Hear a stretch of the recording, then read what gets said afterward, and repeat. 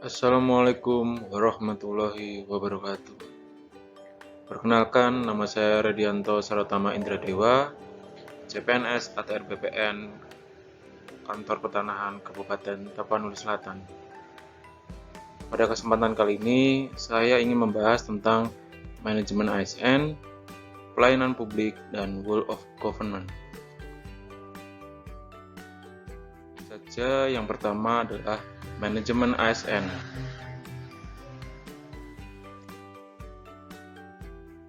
Manajemen ASN adalah pengelolaan ASN untuk menghasilkan pegawai ASN yang profesional, memiliki nilai dasar, etika profesi, bebas dari intervensi politik, bersih dari praktek korupsi, kolusi, dan nepotisme. Selanjutnya, kedudukan ASN. Pegawai ASN berkedudukan sebagai unsur aparatur negara yang menjalankan kebijakan yang ditetapkan oleh pimpinan instansi pemerintah, serta harus bebas dari pengaruh dan intervensi semua golongan dan partai politik.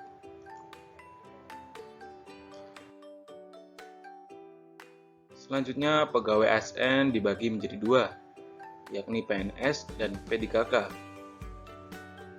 PNS adalah warga negara Indonesia yang memenuhi syarat tertentu, diangkat sebagai pegawai ASN secara tetap oleh pejabat pembina kepegawaian untuk menduduki jabatan pemerintah dan memiliki nomor induk pegawai secara nasional.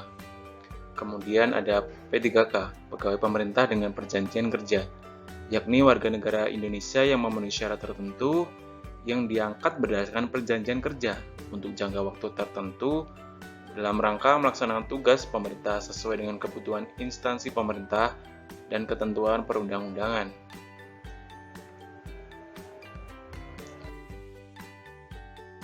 Selanjutnya, peran ASN. Yang pertama, perencanaan, pelaksana, dan pengawas penyelenggara tugas umum pemerintah dan pembangunan nasional melalui pelaksanaan kebijakan dan pelayanan publik secara profesional, bebas dari intervensi politik, serta bersih dari praktek korupsi, kolusi, dan nepotisme. Setelah ada peran, terdapat fungsi ASN. Yang pertama, pelaksana kebijakan publik, kemudian pelayanan publik, ketiga, perekat dan pemersatu bangsa.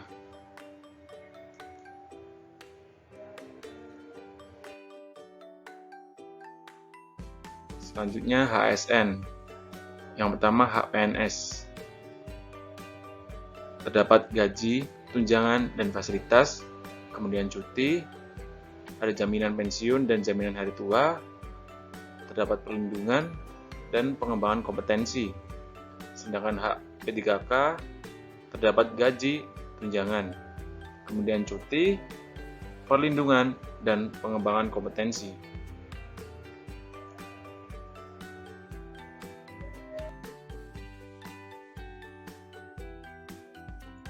Sebelum adanya HASN, sebagai seorang ASN harus memenuhi kewajibannya.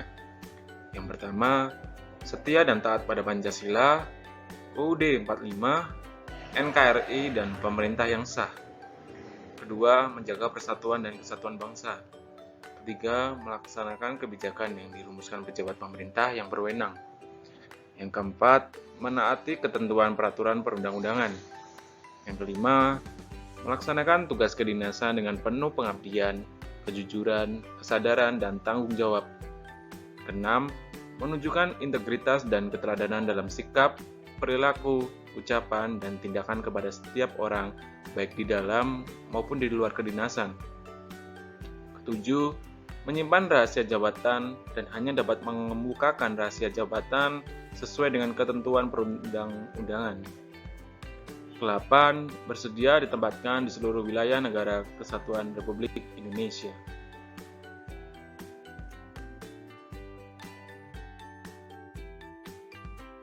Selanjutnya, sistem merit dalam pengelolaan ASN. Sistem merit adalah konsepsi dalam manajemen SDM yang menggambarkan diterapkannya objektivitas dalam keseluruhan semua proses dalam pengelolaan ASN, yakni pada pertimbangan kemampuan dan prestasi individu untuk melaksanakan pekerjaannya. Sistem merit adalah kebijakan dan manajemen ASN yang berdasarkan pada kualifikasi, kompetensi, dan kinerja secara adil dan wajar dengan tanpa membedakan latar belakang politik, ras, warna, kulit, agama, asal-usul, jenis kelamin, status pernikahan, umur, atau kondisi kecacatan. Pelaksanaan sistem merit dalam beberapa komponen pengelolaan ASN, sebagaimana di atas khususnya dalam penyusunan dan penetapan kebutuhan, penilaian kinerja, pengembangan kompetensi, promosi, mutasi, penghargaan yang terdapat dalam Undang-Undang ASN.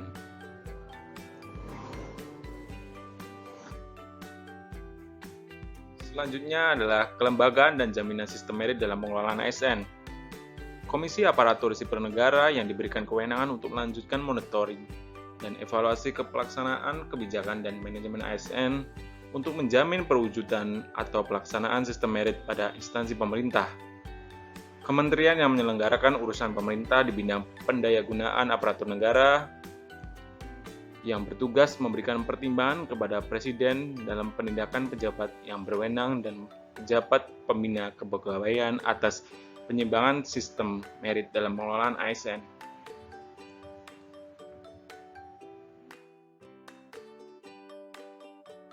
Yang kedua adalah pelayanan publik.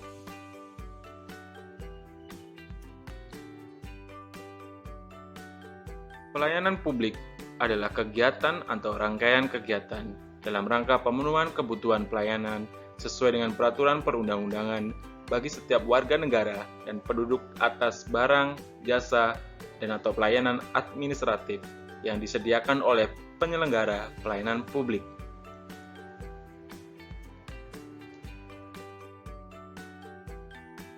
Untuk pelayanan publik terbagi menjadi 4. Yang pertama, pelayanan administratif. Pelayanan yang menghasilkan berbagai bentuk dokumen resmi yang dibutuhkan oleh publik. Yang kedua, pelayanan barang. Pelayanan yang menghasilkan berbagai bentuk atau jenis barang yang digunakan oleh publik. Yang ketiga, pelayanan jasa. Pelayanan yang menghasilkan berbagai jasa yang dibutuhkan oleh publik. Yang terakhir, pelayanan regulatif. Pelayanan melalui penegakan hukum dan peraturan perundang-undangan maupun kebijakan publik yang mengatur sendi-sendi kehidupan masyarakat.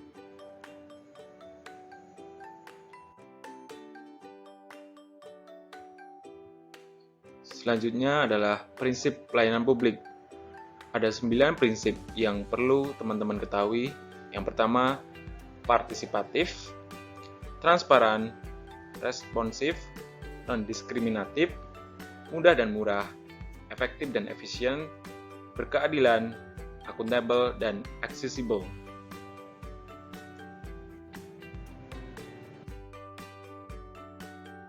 Selanjutnya, pola pikir pelayanan publik.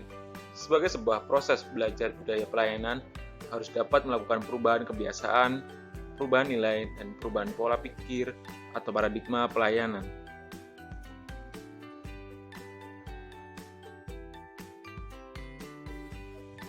Selanjutnya, etika-etiket.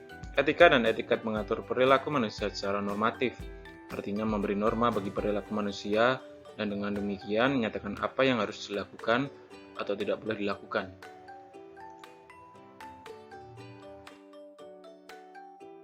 Selanjutnya yang ketiga adalah Whole of Government. Whole of Government adalah sebuah pendekatan penyelenggaraan pemerintah yang menyatukan upaya-upaya kolaboratif pemerintah dari keseluruhan sektor dalam ruang lingkup koordinasi yang lebih luas, guna mencapai tujuan-tujuan pembangunan, kebijakan, manajemen program, dan pelayanan publik.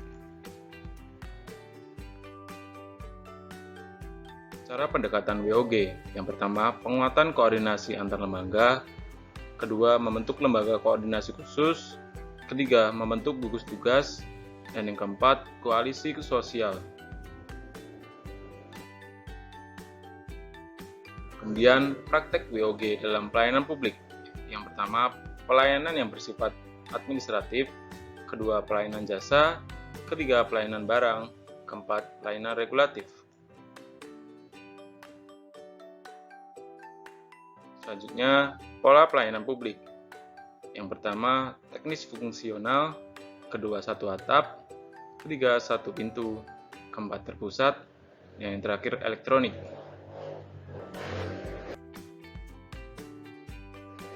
Prasyarat best practice penerapan BOG. Yang pertama, budaya dan filosofi. Kedua, cara kerja yang baru. Ketiga, akuntabilitas dan insentif. Keempat, cara baru pengembangan kebijakan, mendesain program, dan pelayanan.